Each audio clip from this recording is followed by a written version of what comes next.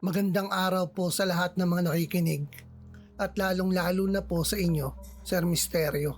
Tawagin niyo na lang po akong Rodolfo. Nakatira po ako dito sa Antique. Hindi po ako mahilig maniwala sa mga kwento tungkol sa aswang noon.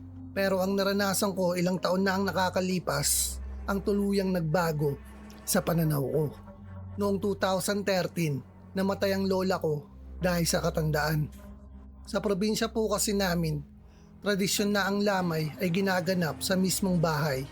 Hindi ko lang po alam kung sa mga taga Maynila ay ganoon din. Maraming tao ang pumupunta, kamag-anak, kapitbahay at mga kakilala. May nagbabantay gabi-gabi. Sa ikatlong gabi ng lamay, napansin ko ang isang babaeng hindi ko kilala.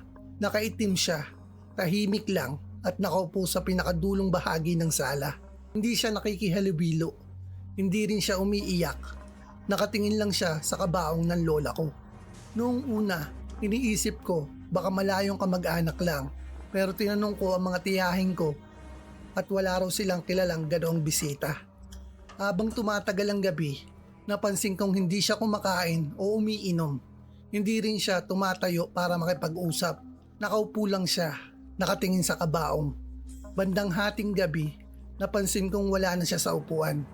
Inisip ko umuwi na, pero maya-maya may narinig ang isa kong pinsan sa likod ng bahay. May nakita raw siyang anino malapit sa bintana kung saan nakapwesto ang kabaong ng lola ko. Lumabas kami para silipin, wala kaming nakita. Pero may napansin kaming kakaiba. Ang kandila sa may kabaong ng paanan ng lola ay biglang namatay kahit walang hangin. Kinabukasan, kinausap ng isang matandang kapitbahay ang nanay ko. Sabi niya, mag-ingat daw kami sa mga hindi kilalang bisita sa lamay. May mga aswang daw na dumadalo sa burol para pagmasdan ang bangkay o kaya maghanap ng susunod na mabibiktima. Noong sumunod na gabi, mas naging mahigpit ang pagbabantay namin. May mga lalaki na nagbabantay sa labas at doon may nakakita na naman ng isang figura sa likod ng bahay. Parehong description ng babaeng nakaitim. Hindi siya pumasok ulit sa lamay. Ngunit bago mag-umaga, may napansin ng isa kong tiyuhin sa bintana. May bakas ng kamay sa salamin. Mahaba ang mga daliri. Tila hindi pangkaraniwan ng hugis.